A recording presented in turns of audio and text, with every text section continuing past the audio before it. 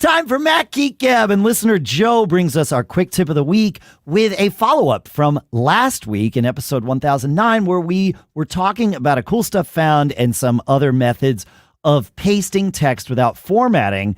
Joe says you can also accomplish this natively in macOS by using Command-Shift-V, which gives you paste without formatting from the edit menu.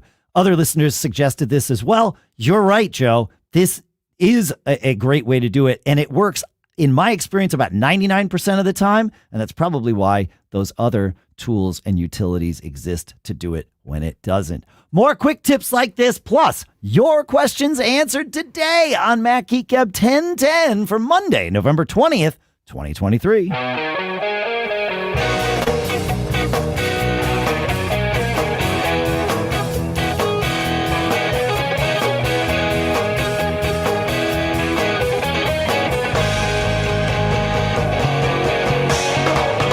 Greetings, folks, and welcome to Mac Geek Gab, the show where you send in quick tips like that. You send in cool stuff found, like we mentioned. You even send in your questions, which we do our level best to answer, and we stitch it all together into an agenda, loosely organized maybe by topic or theme, such that it makes it easy for each and every one of us to learn at least 5 new things every single time we get together. Sometimes we even play that sound when we learn something especially notable for us.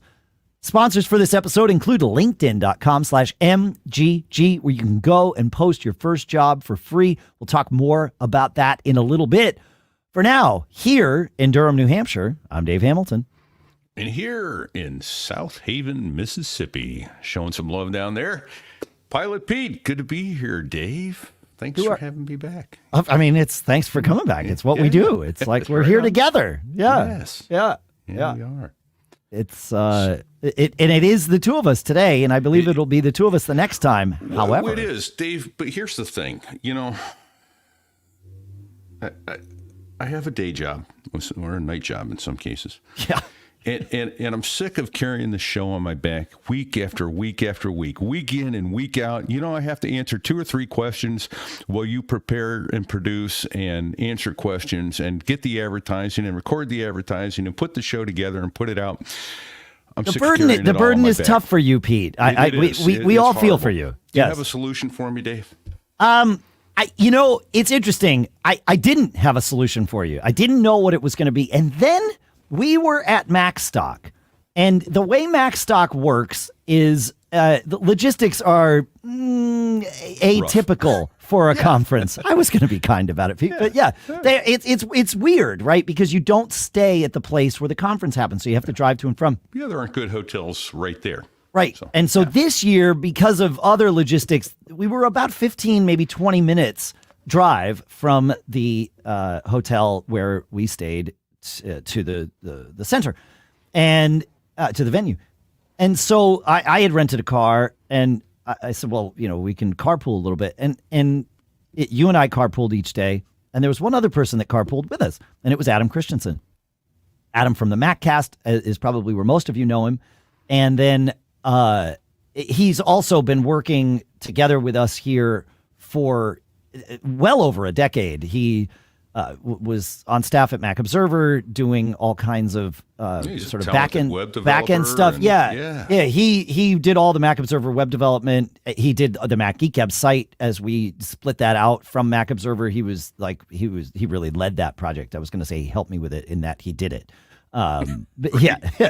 So and of course at Backbeat Media we've repped MacCast since the beginning. You helped me with this show, Dave. Yeah, right. Yeah, exactly. It was exactly that. Yeah, right. And I noticed in the car as we were going back and forth that the three of us had a really good rapport, and we tested it out a few times on the show. And this was all sort of hidden in the back of my head, and I wasn't even ready to think about, well, do we bring Adam in? John had just retired from podcasting and left the show, and I really didn't want to make any other changes anyway. But it just sort of stuck in my head like, oh, this is a good option. And we did, in fact, have Adam on a couple of times, and it worked out great. And then when Adam told me that he was, he came to me because we rep the ads for his show and was like, I really think I gotta like wrap this up just life-wise and all that. And he's like, but I really miss podcasting. And I'm like, all right, I need to share an idea with you. And so for those of you who listen to MacCast and have listened to his most recent episode that came out right before this one, you will know that Adam is in fact retiring MacCast, but he is not retiring from podcasting. He's coming over here and joining the Mac Geek Gab family with us. So I'm really stoked about this. There's a real nice organic friendship that's here, and Adam is a new friend, and when you mentioned it to me, and now we get to deal with Pete's hotel Wi-Fi in South Haven, Mississippi, because Pete has frozen up. So I don't know what we're going to hear from Pete here. Talking ever so briefly in case there he is. He's back. I am back. Who left, you or me? Oh, it was you. Oh, okay. I think. I assume it was you. The listeners will tell us. Yeah. Yeah. We'll find out in post whether I kept talking or you kept talking. That's fair. Yeah. I heard myself the whole time. I bet you did. Yeah. Somebody in the chat. But the audio stream, which is the bulk of what this show is, will be from my perspective. So say whatever you said. Please say it again. I was just saying there seemed to develop, I consider Adam a new friend, relatively new friend. Sure. But there's an organic friendship that's grown out of this. This is great. I think the chemistry is great, and I look forward to the show being even better. Same. I think three of us will be more than 1 + 1 + 1. I think it'll be, yes, I agree with that. Big time. Yeah. So starting in December, Adam will be a regular here. There will be some episodes that he has to miss, just like there are some episodes that Pete has to miss. And Adam and I were talking. Seems to miss any, Dave. Well, Adam was like, like between me and Pete, we do each produce podcasts, at least currently. He's like, we know how to do this. He's like, I know how the Mac Geek Gab backend works too, because I wrote it. And he's like, this could actually give you the opportunity to take a vacation. I was like, what a concept. Yeah. An episode of Mac Geek Gab without me.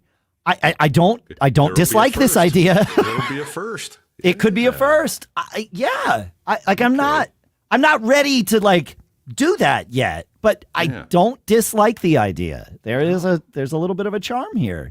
Yeah.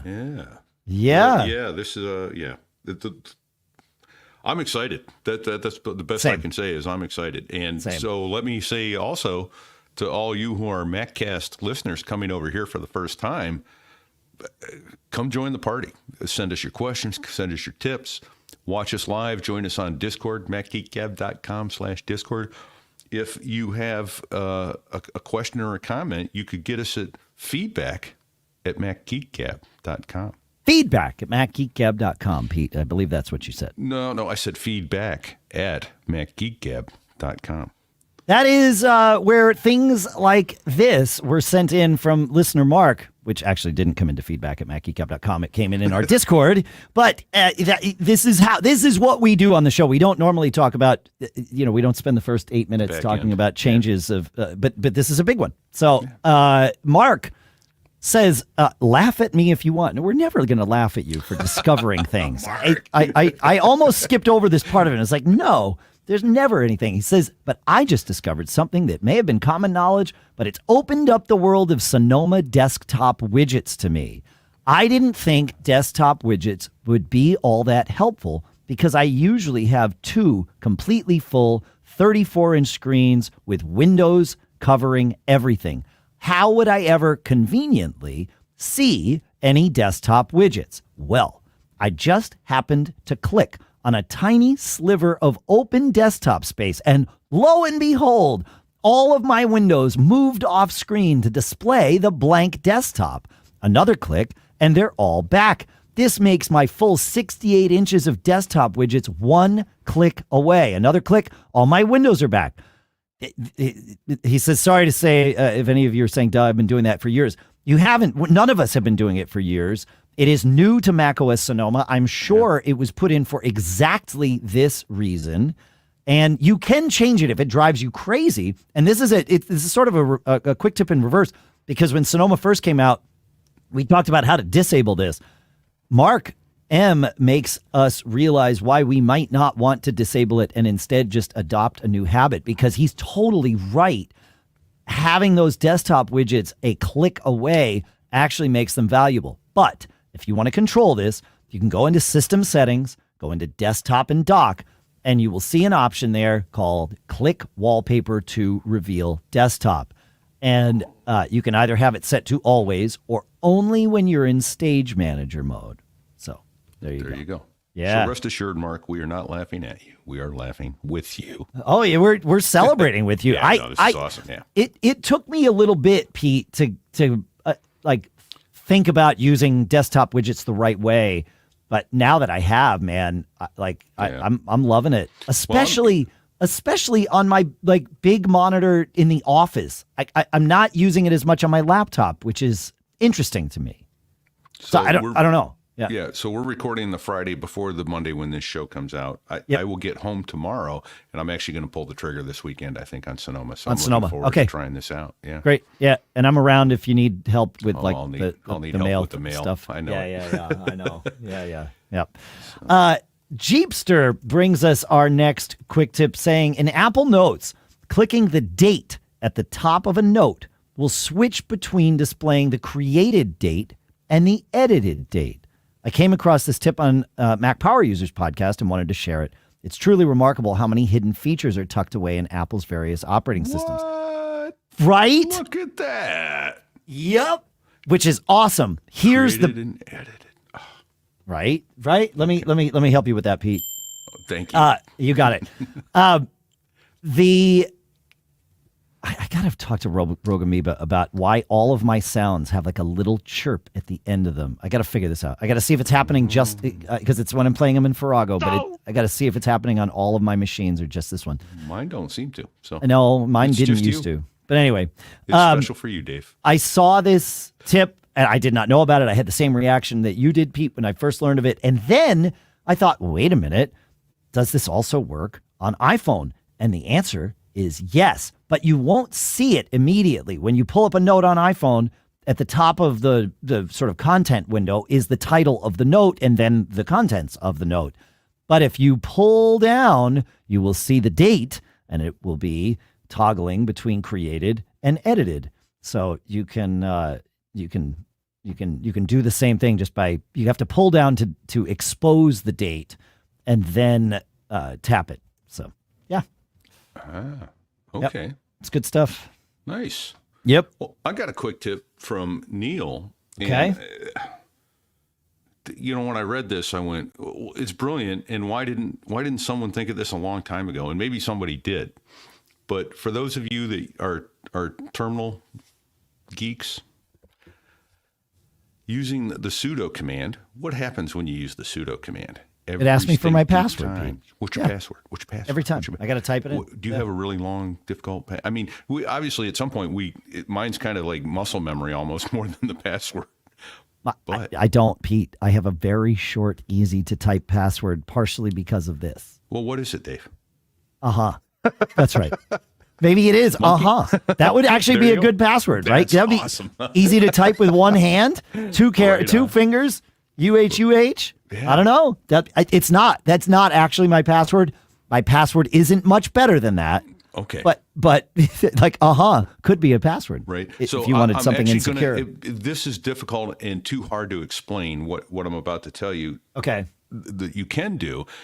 It's too difficult to explain here on the show, but we're going to put the link in the show notes, and I will read the link in case you want to pause and do it that way. But here's the thing. You can use Touch ID for your password in terminal. What? Yeah, you can. Yep. And there's a tutorial at idownloadblog.com. You don't have to read the link. They'll never nobody's going to type it in. MacGeekGab.com/show notes. And they come out also with the... I don't think that gets anybody anywhere. I think that's a 404. That's for Just us. go to MacGeekGab.com. It's episode 1010. Thank you. Or you can go to mgg.fm/1010, and that will get you right to the episode 1010 show notes. Or If you go to MacGeekGab.com, you will be given the opportunity to sign up for our mailing list. I know everybody offers this. Bingo. We do too. But ours, I like to think, is super valuable. And we hear that from you because what we do with our list is send you the show notes with all of the clickable links from all of the things we talk about automatically every time an episode comes out, which is generally once a week. So you will automatically get all of these. You don't have to think about it. We had... I wish I could remember the person's name. We had somebody write in who is a premium listener, meaning they support us directly with with cash, and saying, I don't listen to the show anymore often, but I still support you with my premium subscription. I like the email that I with all the links. That's enough for me. It's like, wow. Okay. Nice. Sure. Nice. Yeah, it's fascinating. It's like I didn't know how I felt about it. At first, it was like I'm super like what a testament to the value of the email. It's like, well, what does that say about the show? No, people have busy lives. Yeah, I get it. Yeah. No, and the important thing is we hardly never sell your email address to Google. Hardly, if ever. That's Never. right. Hardly never. Hardly never. That's right. Hardly never. Yep. So, Yep. yeah.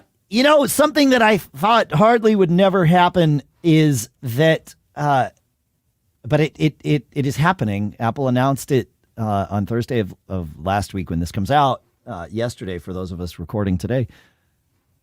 Apple is going to bring Google's or the RCS messaging standard to iPhone in 2024. That's awesome. It really is awesome. So for those of you who don't know what RCS is, let me explain it a little bit differently. You know how when you message using the Messages app on your phone, you message an Apple person, not only do you get blue bubbles, but you get the ability to send pictures and video at full resolution and have meaningful group chats, and you can like messages and do Send all of red the receipts. Send red receipts. Exactly. All of those things that feel like part of a modern messaging protocol. And then you text with your green bubble Android using friends, and you don't get any of those features, and pictures and video come through like they were taken on the finest of all potatoes. Yeah. They're just awful. And do friends really let friends use Android anyway, Well, Dave? I'm just saying. Some of us Asking for let a our friend. friends use that. That's right.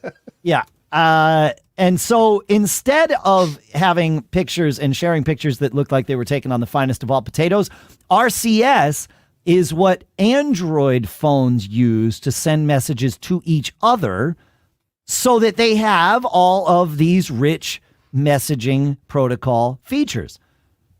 People have been asking Apple for years, will you please add RCS? It's a standard. That way you don't have to resort to SMS, which is also a standard, but much older. And even as recently as last year, Tim Cook said, no, we'll never add it.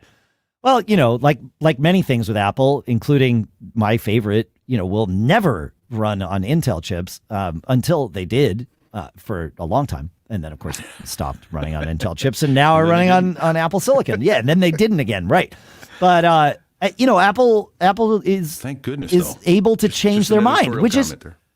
which is a good thing. Yeah, right. It's good that they changed their mind. Like, this is something we love about Apple. And so they have changed their mind on this. Now, it's important to note there is one fundamental difference in today's RCS protocol versus today's iMessage protocol. Ooh, pick me. Pete, Dave, do you know what that difference is? Can I send you a secret message, Dave? You can if you iMessage it to me, but it's not secret if you send it via RCS, because RCS as the standard does not have end-to-end encryption in it.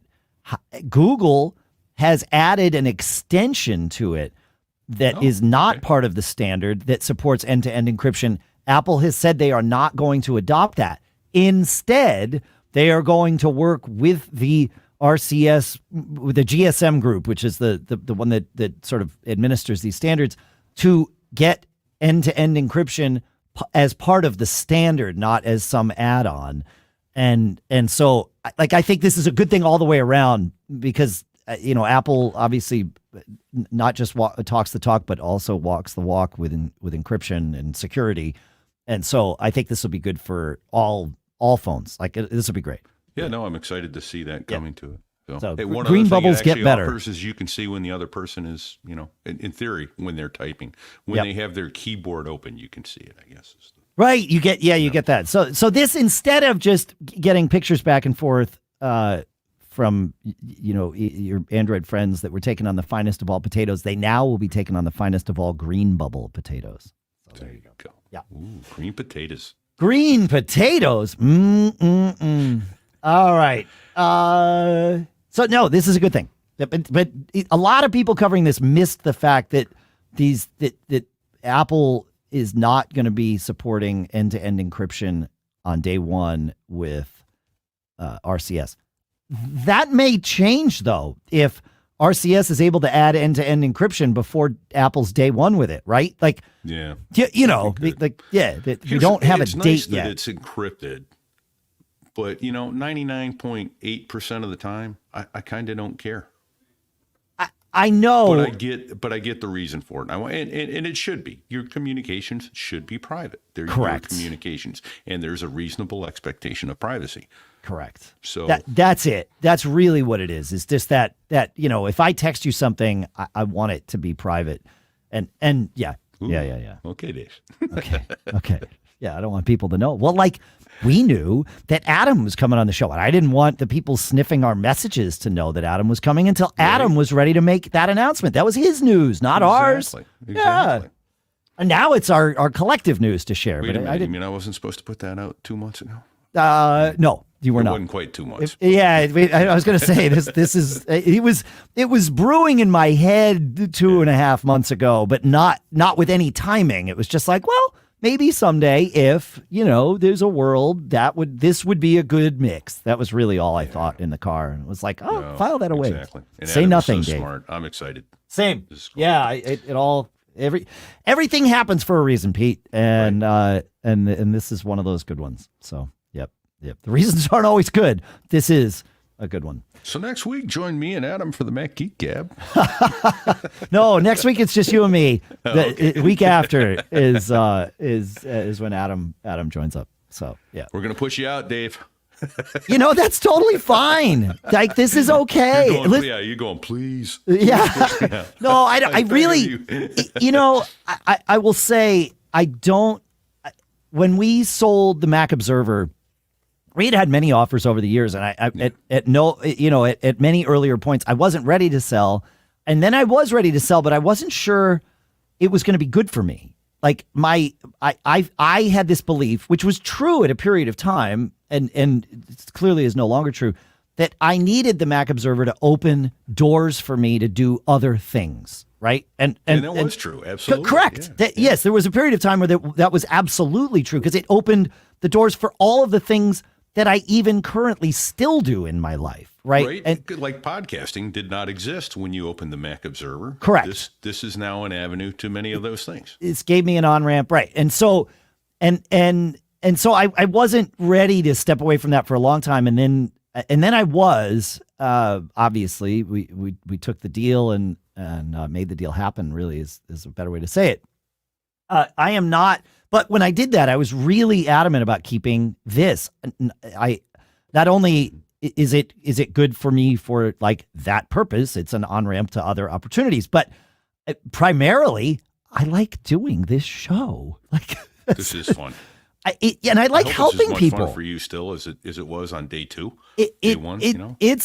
I'm having more fun with the show now than I have in a long time. I really like. And I think part of that is not having the additional management time consumed by running the Mac Observer. Right, like I'm able to focus on this. It's great. So it was bittersweet to let that go, I assume. But correct. Yeah, and the hardest part was the staff, because we really were a family, and not being able to go see my family every day for staff meetings that was the hardest part. The second hardest part was not saying, "Welcome to the Mac Observer's Mac Geek Gab." How many times did that happen? I still sometimes go to say it. Like, the muscle memory is deep, man. Yeah. But I'm not ready to leave this show.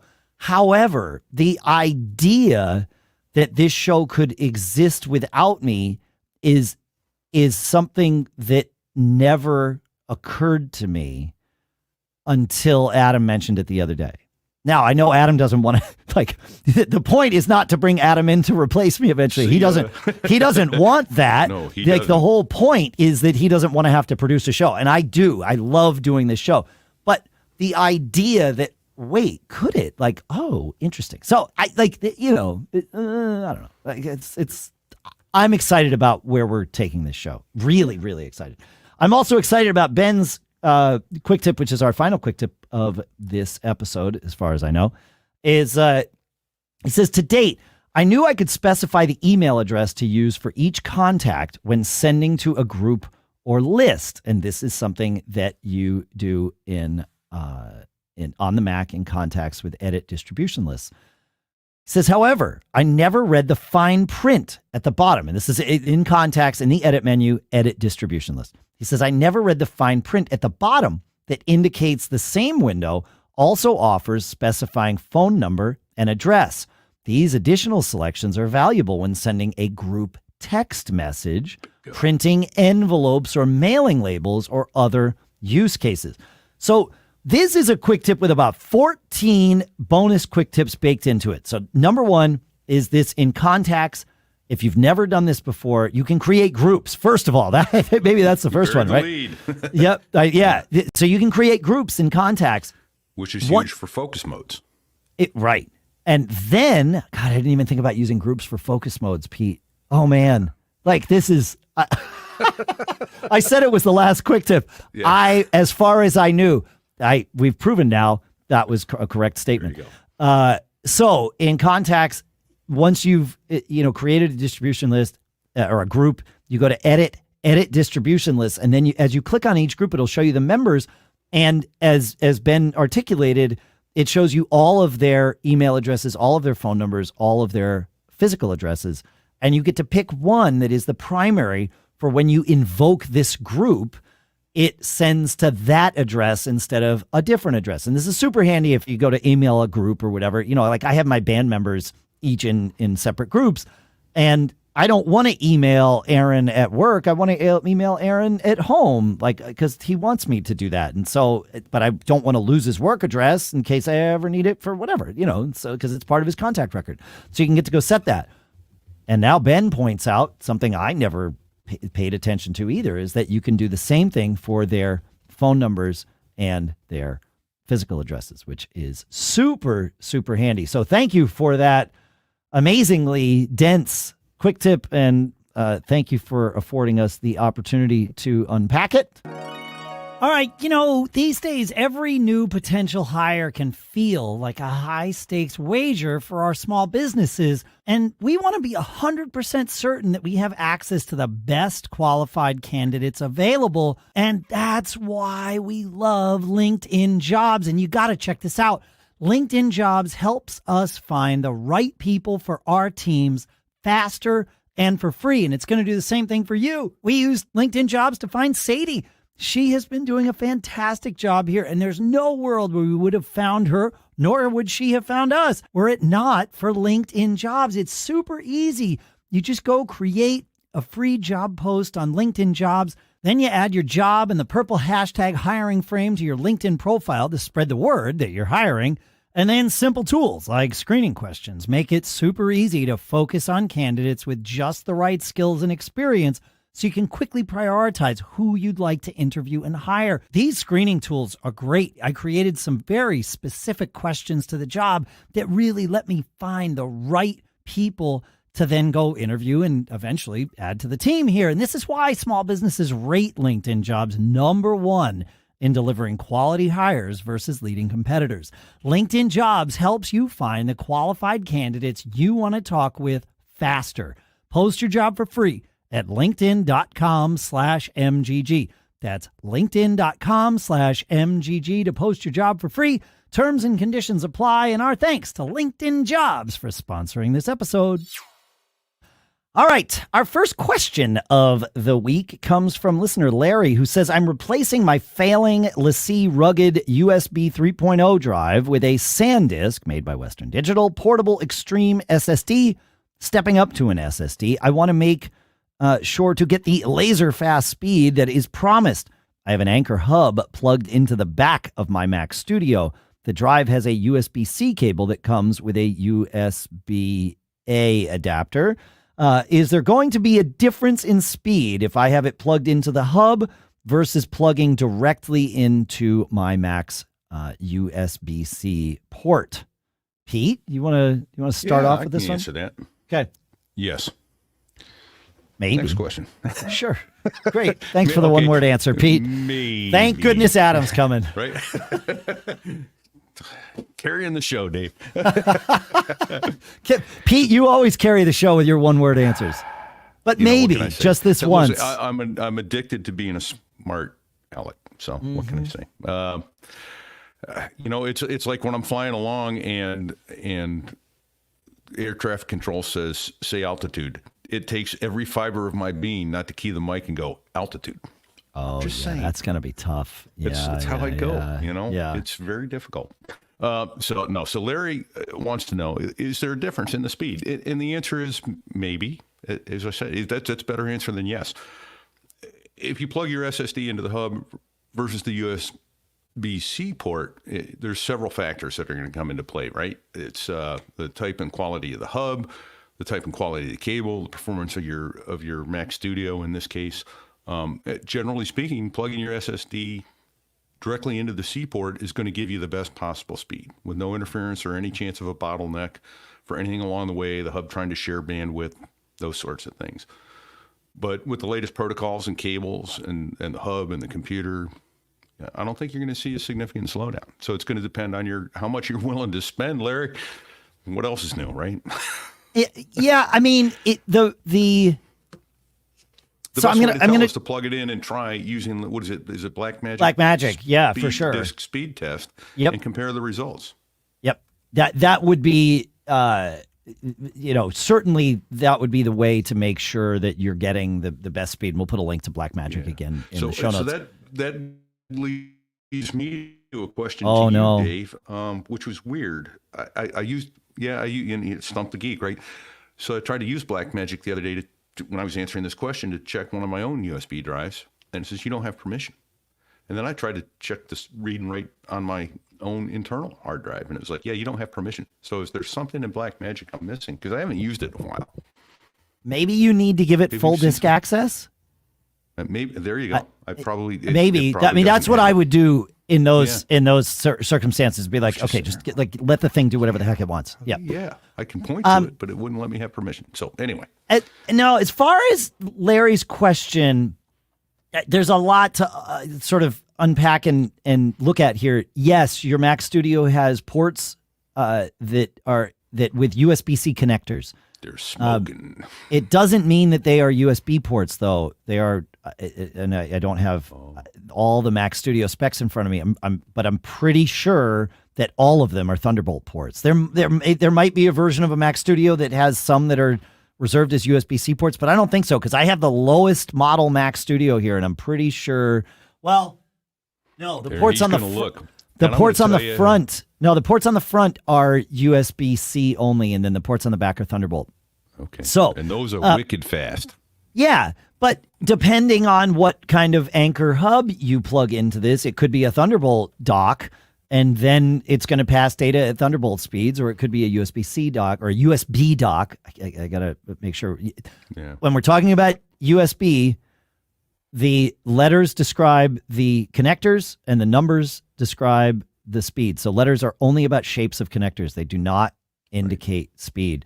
Thankfully, USB Consortium is starting to change the numbers to actual just speed numbers, so you're not trying to do that translation in your head. Right. And in all likely, that $4 cable from Amazon ain't going to give you your Thunderbolt speeds. Well, as we discussed on a previous. Yeah, but I think the SanDisk Portable Extreme comes with its own little cable. Right. It does. But it also is a USB 3.1 device, and its max speed is 550 megabytes per second. So my guess is it's not going to matter whether your hub is Thunderbolt, or your dock, rather, is Thunderbolt or USB, because this drive is likely going to be, and I don't want to use this term with any derogatory implication, but it will be the weakest link in the chain, so to speak, right? It's going to be the slowest of all the devices you've mentioned, unless, like Pete said, you wind up picking up a USB 2.0 cable, like Apple's USB charging cable that's only, that'll do 100 watts of charging, but only USB 2 speeds, and then it wouldn't hit this. But otherwise, yeah, this drive's going to be fine. Where you're going to see your lightning fast speeds from this being an SSD is in terms of the latency, right? You're not using a rotational drive anymore. So I mean, I think all your advice is great, and I would plug it in to one of your Thunderbolt ports with the included cable and run a Blackmagic speed test. And that way you're going to know definitively what the maximum speeds you're able to get out of this drive. Then you use that as your baseline and start plugging it in other ways. And as long as you're still getting those max speeds, in the way that's sort of logistically the most convenient for you to plug it in, then just do that. Yeah. Or what are you willing to accept in degradation? If it goes down to 350, is that killing you, or are you good with that? So, exactly. Yep. But you will know. I will add that we kind of buried a cool stuff found in there. What's that? That hard drive, that SSD. That's a little cool stuff found. I've got one of those, and I plug that in regularly. That's my don't get old or tired. It's bad for your memory. Time machine. That's my time machine backup disk. Yeah. So little SSD, plug it in, boom. There you go. Love it. There you go. You're just to acknowledge it for the listeners, but also so Pete, you are definitely experiencing some bandwidth constraints. So if I happen to cut you off while you're talking, it's only because you've stopped talking. As far as we're concerned. Right? Exactly. I hear it. Shall we try it? And would you like to read Mark's move question? On to Mark. Yeah. All right. Cool. Mark has 3 terabytes of photos. Oh my. Yeah. Now I'm really impressed. We were laughing at a few hundred gigabytes a couple weeks ago. 3 terabytes of photos stored on an external Thunderbolt drive. I would like to view them in photos, but do not want to add them to my photo library. I don't want to physically have them on my internal 1 gig hard drive. I think he means 1 terabyte hard drive. I could be wrong. And of course, they will not fit. And I do not want them stored in iCloud storage. They ain't going to fit there either. Geez, I don't think so, Dave. I love questions like this because I started in the same spot you are. With I don't think so, and I even typed that to Mark, and then I started digging in a little bit to this, Pete. Think I know where you're going. Just yep. And not only was I wrong saying I don't think so. I mean, those were literally the words that I typed. Yeah. I'm now pretty sure that Mark can do exactly 100% of what he wants, and that is, if you look in Photos, Settings, General, there is an item in there labeled Copy Items to the Photos library. And it is under the Importing section, right? It's just in Photos, Settings, General. And if you uncheck that, 2 things happen. First is what's obvious there. It will not copy the items into your Photos library. It will reference them so that you can see them and organize them and all of that when you're in Photos, but the actual photos themselves will stay on your external storage. Below that, though, it says only items copied to the library will be uploaded to iCloud Photos. So he actually gets both of his things with 1 checkbox. It's almost like somebody at Apple has thought about this. They thought about it? Yeah. That's amazing. Yeah. I know. I was thinking, before I even read the rest of your answer, I was thinking, well, yeah, you just create a second library on that other drive and you're good to go. Yep. But yeah, don't even need to do that. Yep. So, yeah. I mean, there is, there are other ways to do this. And I suppose while we're here, it's worth talking about them in case it solves your problem, because you need something slightly different than what Mark needed, which was a very specific set of criteria. Sure. iCloud Photos only syncs with one library on your Mac. However, you can have multiple Photos libraries on your Mac. You can only open one of them at a time in Photos. But even if you open a second one, iCloud Photos won't automatically start syncing that just because it's open in Photos. iCloud Photos only syncs to the library that is blessed as your system library. And you do that in the Photos preferences. It's the system photo library. And in fact, it's right there in Settings General. It shows you where your library is stored at the very top of that window. And you can check or click a button that says Use as System Photo Library. If you don't push that button, then it will not make that the system photo library, and then therefore it will not upload to iCloud Photos. So if you have a bunch of photos on an external drive that you want to manage separately and don't want them uploaded to iPhoto, photos in the cloud, whatever we're supposed to call it, or into your library on your hard drive. And yeah. But like, you can keep it separate. You can manage it. I've done this for clients before when they need me to help them, sort of merge Photos libraries. I do it in Photos on my Mac because it takes time, and I if it's cheaper for me to do it, at my house than to go to their house, and they have to pay me for all the hours I sit there as opposed to just the hours I'm working on doing the thing and letting the Photos crunch in the background. It's fine, and it doesn't mess with my cloud photos or anything like that. It works really well. So you can do this. Along that line, I guess, then what is there another option? I haven't even thought of in years using something besides Photos to manage photos. There's got to be other photo libraries out there that are worth managing. But I'll tell you, we talked about it last week, was the whole keywords manager thing, which it helps me to quickly organize tons of photos. Yeah. I don't know. You know of any others? I don't anymore. I do. I'm looking to see if I put that in my notes for this week or for next week. You know what?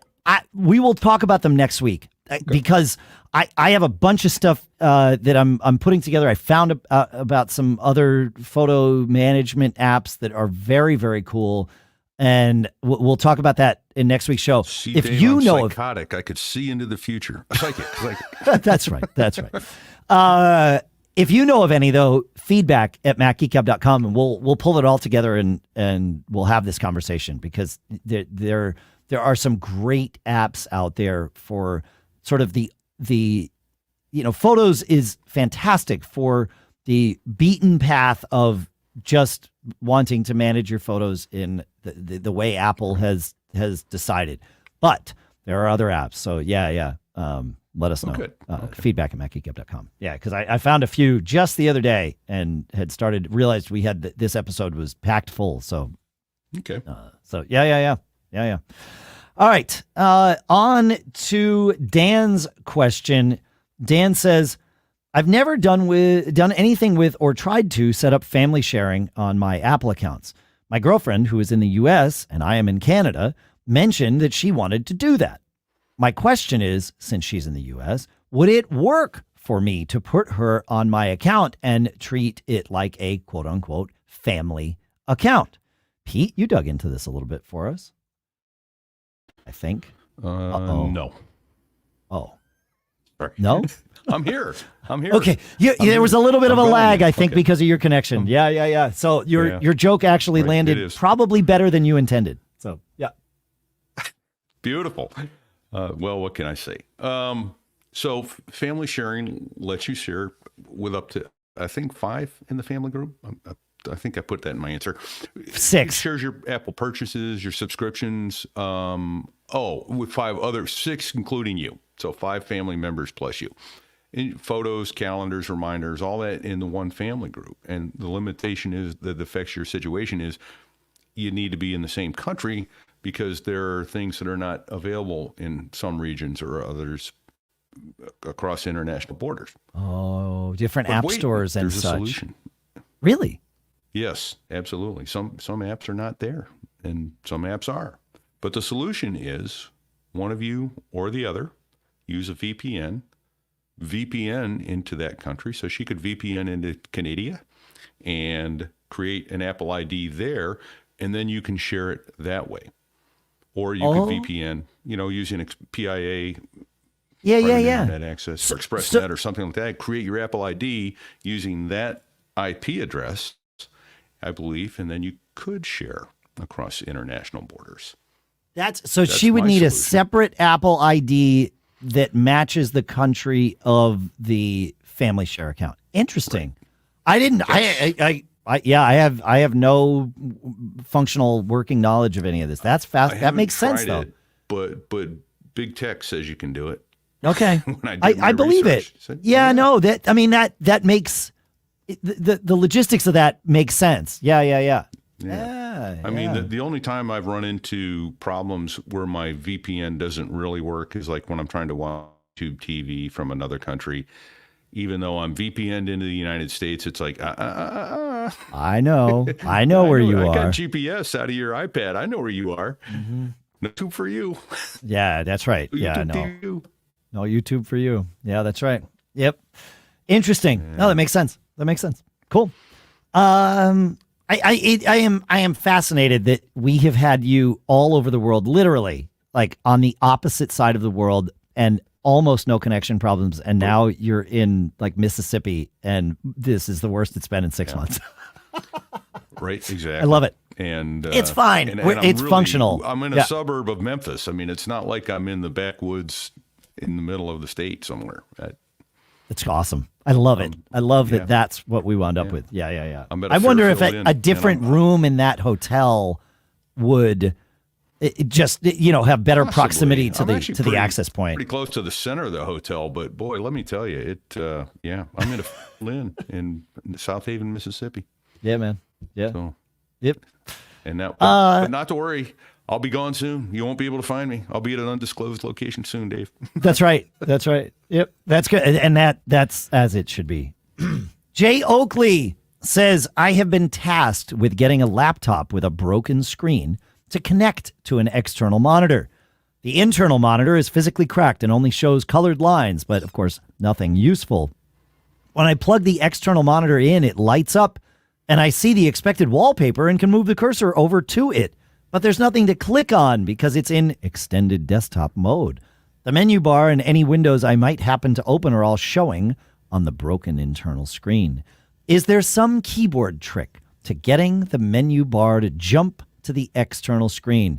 I did not know the answer to this question, and this is one of the reasons I love our Discord community. I don't know why I tried to make that a weird word to say. It's Discord. It's really simple.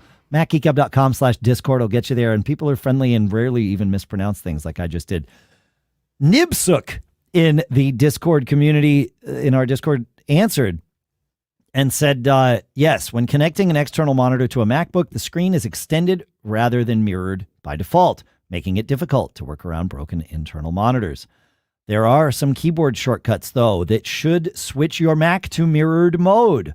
Command F1 is one. Command Option F1, Command Function F1. Those, think about F1, right? And the Command key, and then hold other keys with it until you see what you want on the external display.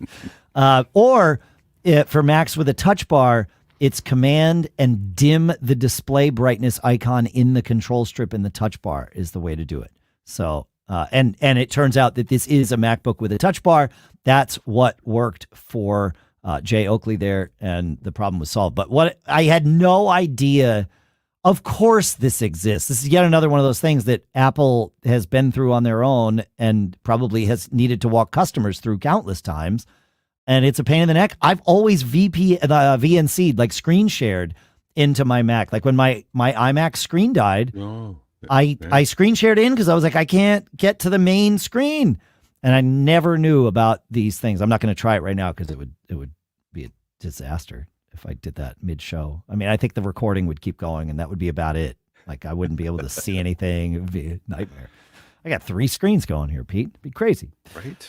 Thank you for that, Nibsook and JOakley. Good stuff. Where are we on time? Oh, we're doing all right. Okay. Tony asks,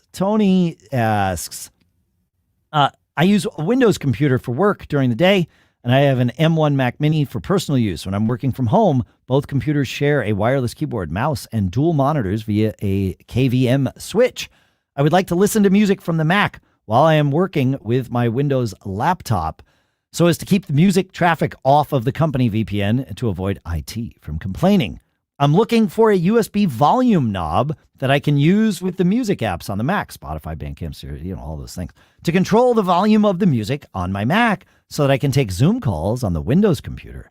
Having to use the KVM to switch over to the Mac and log in just to turn the volume down takes too long when a critical call comes in. So you want to be able to just turn down or mute your Mac without having to see the Mac screen or control the Mac screen.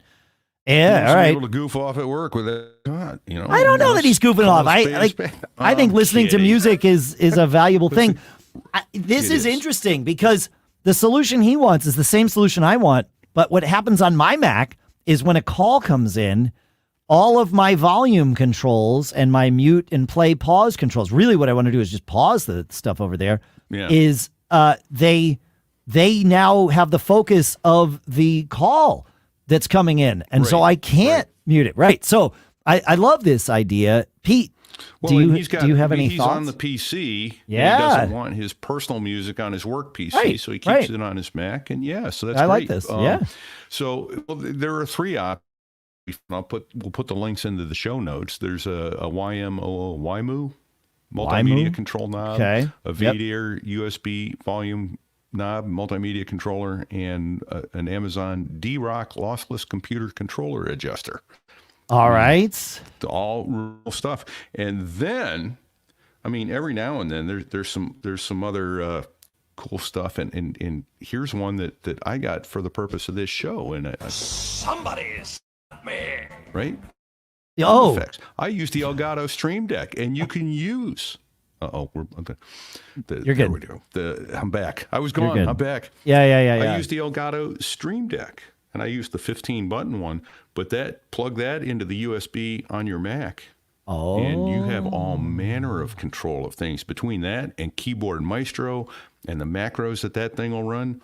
For instance, when we go to do the show, I actually have one button that I push, and it calls up Chrome, and it moves me to StreamYard, and it calls up Audio Hijack Pro, and then Farrago, which I use for the sound effects, and Loopback in order to mix it properly, and Discord, and all that stuff comes up with the push of one button.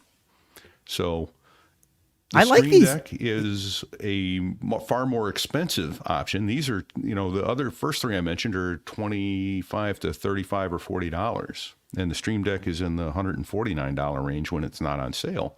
Yeah. But those are pretty good options there. Those first three that I mentioned. I like these little volume knobs. Yeah. And they some of them have play pause controls and shuttle controls where you can skip to the next song or whatever. So this is really That's exactly what he's looking for. It's exactly what he's looking for. There years ago there was one company that made a thing, and I'm looking because I had it. It was like the iRig volume knob or something, a shuttle control or something. But it was just a knob, it didn't do anything else.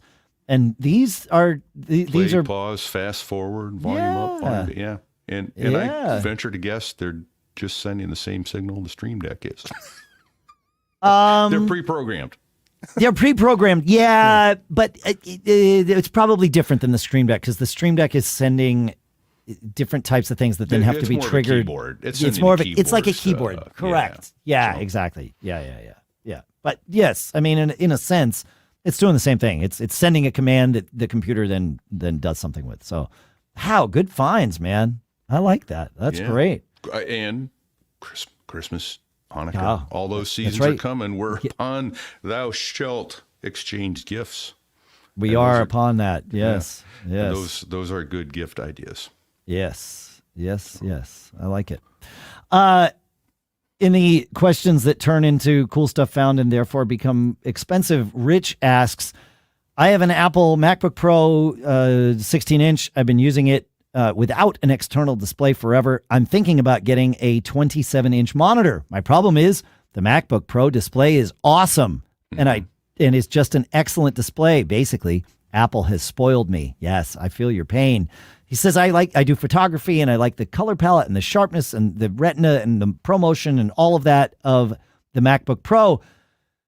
Should I shell out the big bucks for an Apple Studio display, or do I go with the LG Ultrafine 5K display or a BenQ display? I'm not sure the MacBook Pro supports an external monitor above 60 hertz. It depends on the model of your MacBook Pro. Mac Tracker will probably help you decide that. Does anyone have experience down these paths? Yeah, I do, because I've been spoiled in the same ways, and I've had to come to terms with that. When I had 27-inch iMacs, Retina iMacs for a long time. And the first one that I stopped using was the one in the office when I got the M1 Mini.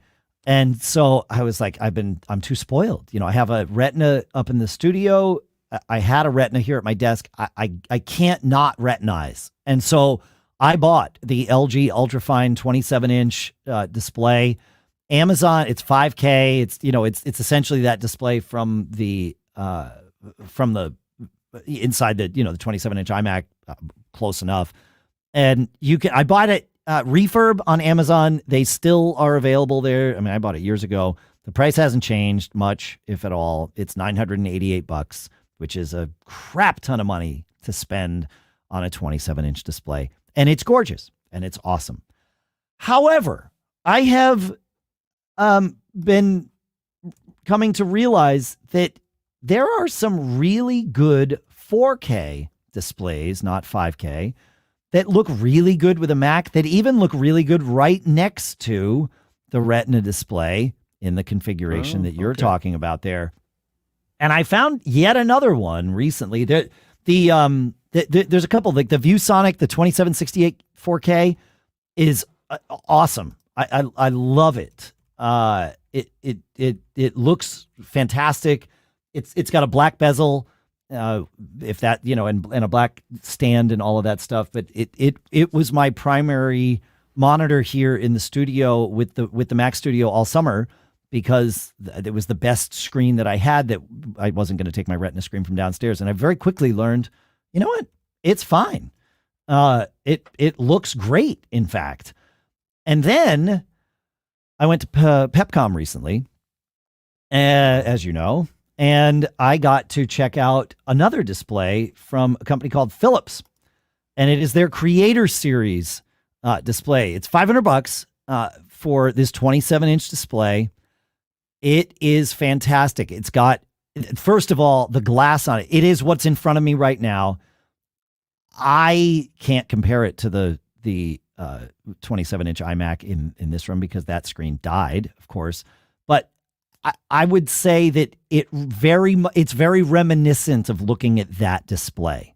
It's really so it has a fantastic glass in it, and it really is like sharp and warm, and the colors are all right. In fact, we were noticing this morning that I was looking at colors of our video on this screen, and then I moved it over to the Viewsonic and was like, wait, what happened? Oh, different screen. Okay. It really is gorgeous. It also is rotatable, like in its stand. I could rotate it and use it in portrait mode if I so chose. I'm not doing that right now because I prefer it in wide mode, but I'm thinking about maybe moving things around and having it in portrait mode to my right here in the studio. There's options. It's got a hub.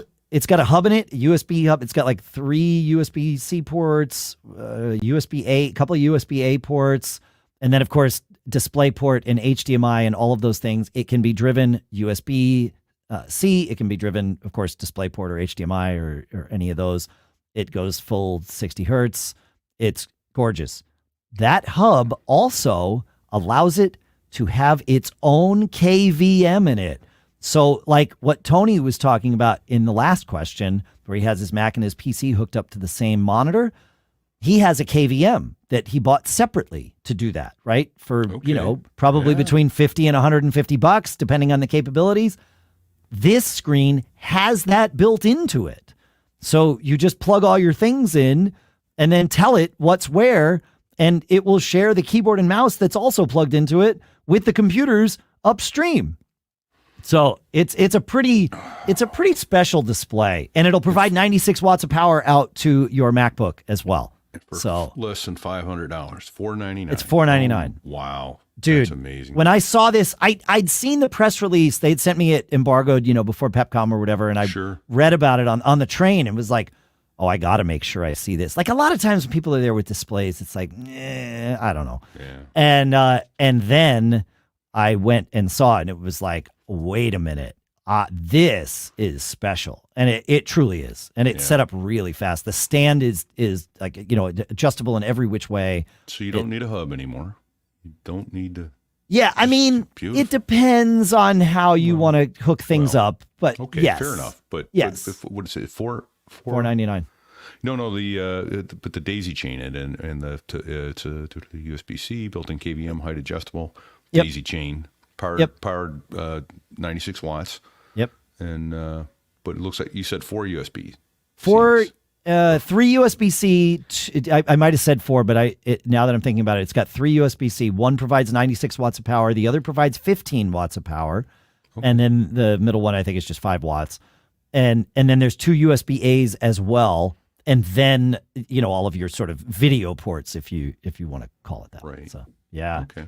Yeah, no, I'm blown away by this display. It's the Philips Creator Series 27-inch. It's 4K UHD IPS black. The colors are just, man. Yeah. I know. Yeah, it's a serious contender against a display that's double the price. Podcasting monitor at home. Yeah, man. Get one of those. Yep. Oh, beautiful. It's gorgeous. Yeah, it really is. Yeah, it really is. So not that long ago, I managed to pull up a 10 or 11-year-old MacBook Air. Yep. That I had given it to my sister after I was done with it, and then she brought it back and said, I'm not using it anymore, and gave it to me. And I opened it the other day, and I'm like, no, I have my glasses on. It's like, oh my God, that used to pass as standard. Yeah. So no. The screen old. I have behind me here in the studio, all I use it for is displaying the logo of the Mac Geek Gab logo or something interesting for you to see on camera. Right. Yeah. I do not use it as a display, but it is the third display connected to this computer, and I just set the background and I'm done. Yeah. I used that monitor as a monitor, like staring at it all day. And now, if I look at it now, it's awful. Yeah. It's you squinting. Yeah. Clean your eyes. And my eyes were better back then. Yeah. Speaking of eyes, I'm going to jump us to cool stuff found because I know we're going to run out of time. Yeah. Okay. I did get to check out, there was another monitor at PepCom that I got to check out, Pete, and it's the Viewsonic. It's a portable screen. So you know how I'm into these portable screens, right? Yeah. When I travel, I like to have a portable screen.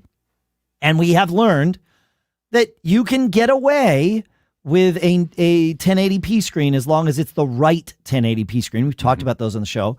But stepping it up a little bit, going to a 4K screen definitely is visually noticeable, even at the 15-inch size. And so the difference between like a 1080p screen is, maybe $120, maybe closer to 100 if you can find the right deal. The what is the screen that I really like, the KVV screen, whatever it is, that is 4K is about $220. So you're doubling your price there, $240, depending on the day. I'll let you double the price again for the screen that I'm about to tell you about. However, this screen is the result of iterative design, and it checks all of the boxes.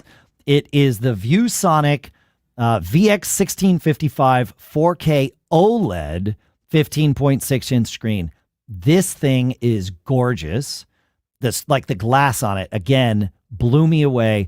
We've been remodeling the kitchen at home, and so Lisa was sort of displaced from her normal place of work in the house. And so instead of using her big 27-inch monitor with her MacBook Air, she was using one of my portable screens, the 15-inch 4K screen with the MacBook Air. This showed up. I set it up for her to test because it was like, well, I gotta test this somewhere. You're a perfect candidate. And it was like, she was like, whoa. We were both like, wait a minute. It's awesome. So like it looks great, and that's what's gonna like justify or not the $442 price that it's going for on Amazon. However, the layout of this thing is fantastic because less than an inch thick. It's less than an inch thick. One of the things, there are two things that drive me and several of you that have talked about this with drive us all crazy in terms of these displays. One of them is when the stand for it juts out, like if it's a fold around stand and it juts out in front of it, so you can't put something on the desk in the hotel right in front of the display, right? This does not have that. It has a kickstand that comes out the back of it that, again, is super flat when it folds in, and it's just a simple little kickstand. It kicks out, and so it takes up no room in front of it on your hotel desk. So that part's great. The second best part about this kickstand is that all of your connectors are in the kickstand, and the kickstand is not as wide as the display. This means you can plug a USB-C cable into the where it goes on the display and still put the display right up against your MacBook Pro, because you don't have the room of the cable sticking out the side of the display. Right. Like, and the bezel on it, just to fit all the electronics in, it needs to have some room in the bezel. They put all of that room at the bottom. Yep. Right. So it effectively lifts the display about an inch up off the desk, which is where you would want it, next to your laptop. And the bezel looks like it's smaller than like an eighth of an inch. And then around the rest of it, it's an eighth of an inch. Right. Yeah, exactly. Like, it looks great, and functionally it is designed really, really well. So what I need to figure out how to do is to wrestle this back from Lisa before I take my next trip. And so that's going to be I see on Amazon it says deliver to Dave in Durham. You need to change that address. Deliver to Pete and Lee. That's right. So yeah, no, PepCom. I did not go to PepCom expecting to come back with, some of my favorites being two monitors. And yet that is exactly what happened. So yeah. I was impressed with these, and it takes a lot. Monitors generally are sort of a dime a dozen. It's like, you need a 27-inch monitor. Go find the right one at Viewsonic or Monoprice, and you're done. Like that. That's that's it. And then Philips was like, nope, I got you. There's a couple more cool stuffs found. I want to get in here, and I know you've got one too, Pete. Rod L tells us about. He says, when you don't want to take a screenshot just to lift the text off the page, right? Because you can do that now. Yeah. If there's like an image or something that has text in it, you can take a screenshot and then in preview you can or search photos for a word, and if there's a sign in your photo that has that word in it, it goes and finds it. Right. Wow. But he found an app called TextSniper that does this for you without you needing to do the screenshot hokey pokey. And it just extracts text from images and anywhere else instantly from YouTube videos. If there's text in a YouTube video, it'll grab the text out of that. Online courses, screencasts, photos, obviously, all of those things. So, yeah, as soon as I saw it, it was like, oh, yeah, this is a Mac app. I wonder if there's an iOS app that is similar. It doesn't look... It doesn't look like it from this. I don't know. You would have to do the screenshot on iOS because apps can't. Yeah, that's can't true. Control your screen on iOS like they can. There's less need for it, I think, in iOS than in a. Maybe, yeah. I mean, iOS sort of does it as part of iOS, so it's all sort of there. Yeah, but yeah, you're right. Yeah. I hadn't thought about that, but yeah. So thank you for that, Rod. I had never heard of TextSniper, so this is a good one. He says. He says, we do a lot of content development, website creation, process documentation, and I'm always grabbing text from something and repurposing it somewhere else. And if I can't simply highlight it, I fire up TextSniper. It's easier than taking a screenshot. One of the things I love about TextSniper, he says, is its accuracy. I seldom, if ever, have to correct the text it grabs. And this is especially important when I'm grabbing things like a SKU, a part number, a serial number, a VIN, on your car, the vehicle identification number. that sort of thing that wouldn't get caught by spell check and fixed. You need to have accuracy. So thank you for that, Rod. That's great. I found something, Pete, this week that might change the lives of all of us. I was looking for a backup destination for my Synology. I've been using Synology C2, a cloud backup destination. I have a 1 terabyte plan with C2, and I'm sort of, the things I want to back up are now just inching above 1 terabyte. And I'm like, okay, well, C2 is $60 a year. To move up to 2 terabytes actually more than doubles my price because I have to buy the different plan of C2 or whatever it is. Okay. Yeah. Right. And so it's like, okay, so now it's going to be 140. I'm like, well, that's real money. Like, let's look around. Let's find. And I found something called iDrive E2. Now, what iDrive E2 is it is an oh gosh, why can't I think of the name of it? An Amazon S3 compatible storage service. And S3 is what Amazon started as their, if you want to store things in buckets, you just use this and you're good to go. And then you can buy different types of Amazon S3 storage depending on how you want to retrieve your data, if you want to retrieve your data, if it's meant for cold storage or whatever.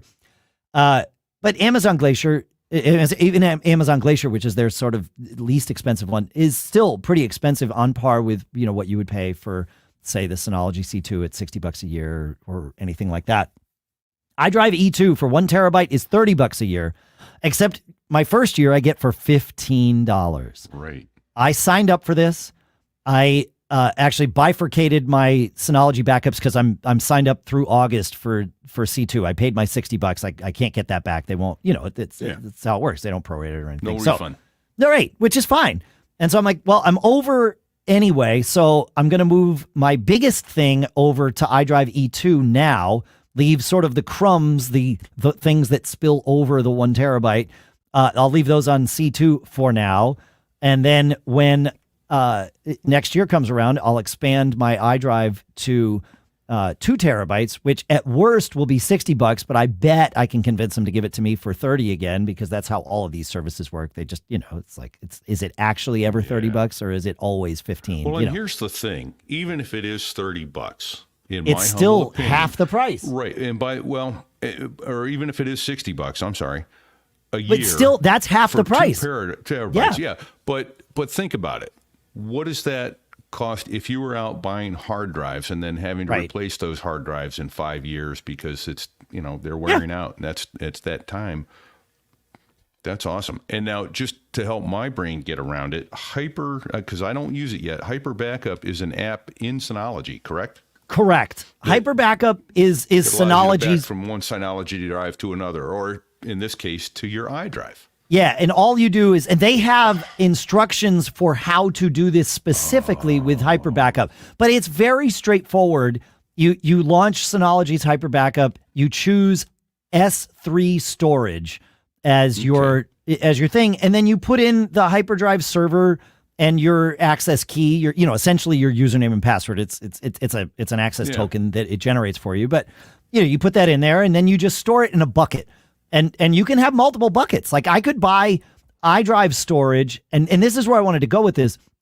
I could buy S3 compatible storage from iDrive or from anyone and use, one blob of storage. So I could buy 2 terabytes or 5 terabytes or whatever from iDrive E2, and then have different buckets for the different things I want to back up. I could have one bucket for one Synology, one bucket for another Synology, buckets for each of my Macs.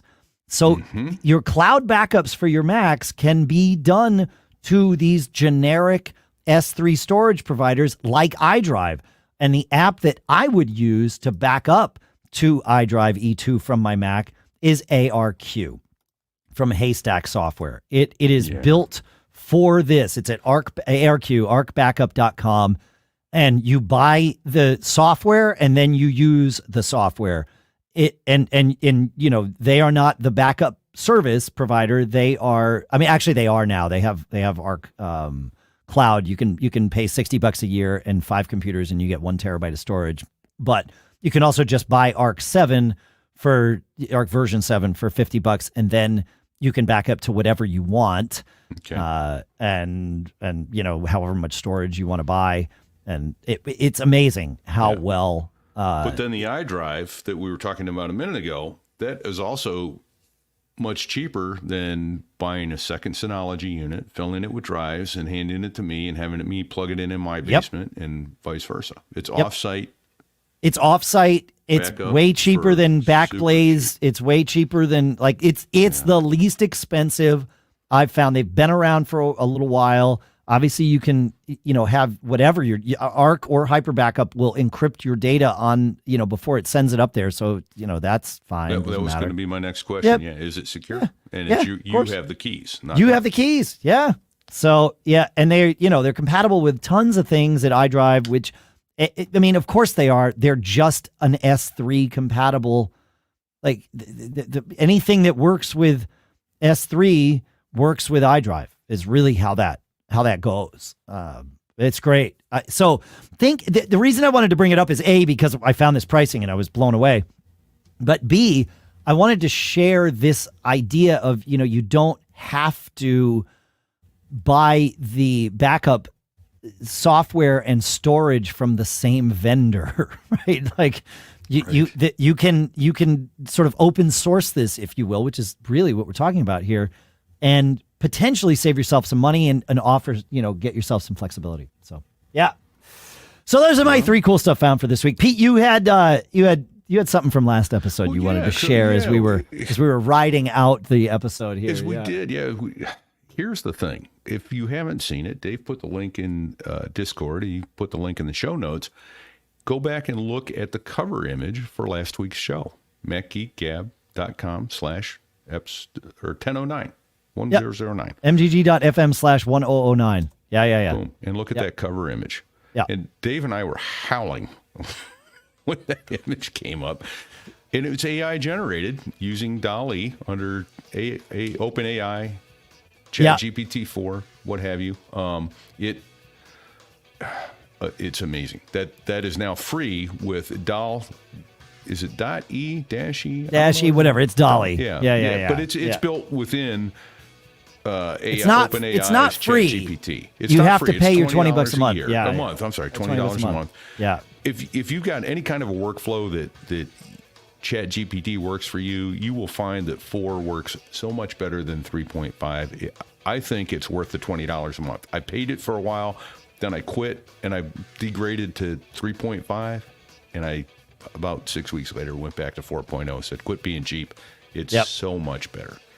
It's so much more effective. And but you created this image, and I think it's in the top 3 of all Mac Geek Gab. Oh yeah, well, we were talking about, we just kept saying in last episode, you have our permission.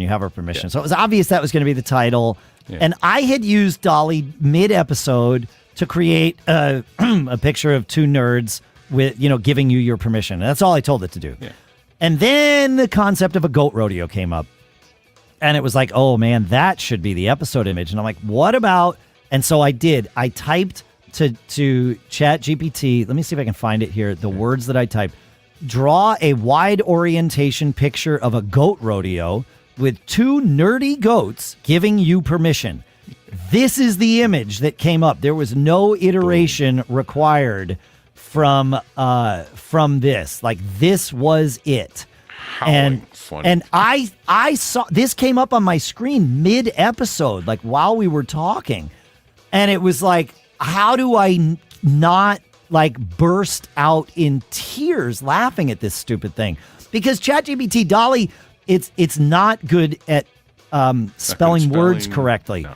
But that was perfect. I think it's intentional almost. Well, I don't know. But it was perfect for these nerdy goats to have misspelled go ahead on their stupid painted signs. Like, it just... I wish I could say that I had this vision and iterated it with ChatGPT to realize it.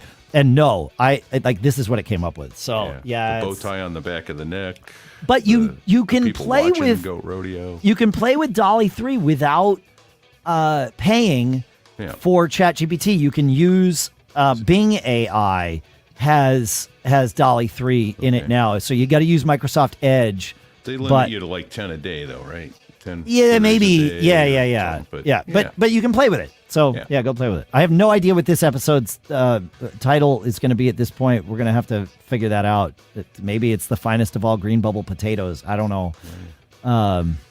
Nothing better seemed to have come up. So I think that might be it. So now I got to figure out green bubble potatoes. Yeah, exactly. Yes and no. Short answers. Yes and no. That's it. Short answer. Yep. Thanks for hanging out with us a little extra today, folks, while we talked about this. Thank you for all your quick tips and your questions and your cool stuff found. Love it. We love being able to do this. And it's a privilege to be here.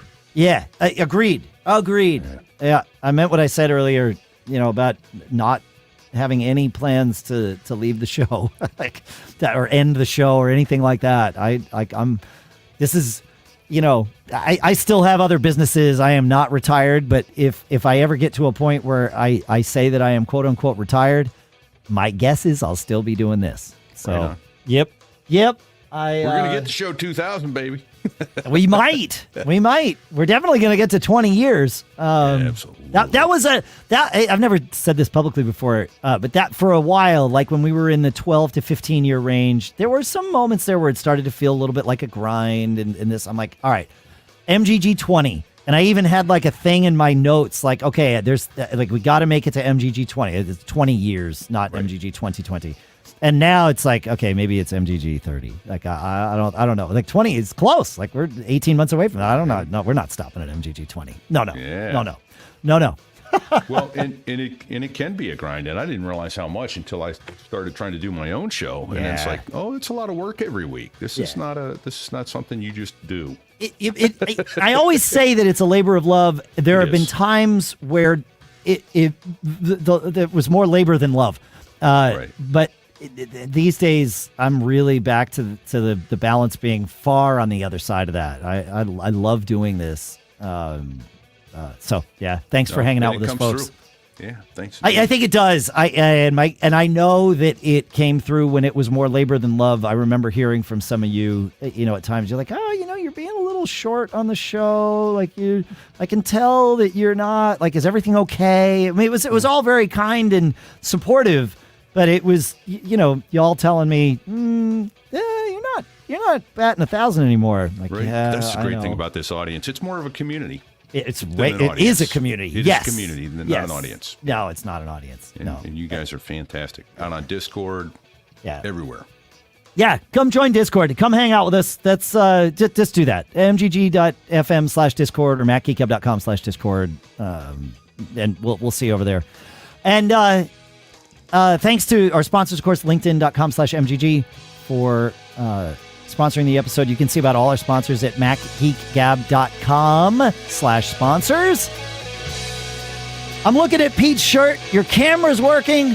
Folks, I have 3 words of advice for you today. And make sure, please, if you're going to do anything that we've talked about in this episode, make sure you don't get caught. Made on a Mac. See ya.